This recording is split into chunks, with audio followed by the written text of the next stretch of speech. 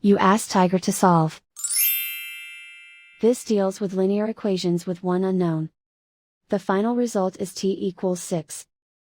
Let's solve it step by step. Simplify the expression.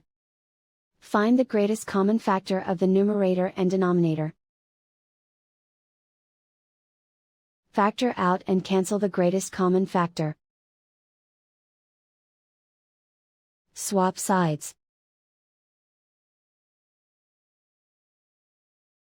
Isolate the t. Multiply both sides by 28. Group like terms. Multiply the coefficients.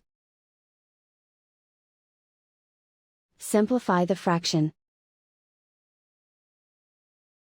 Multiply the fractions. Simplify the arithmetic. And so the final result is t equals 6.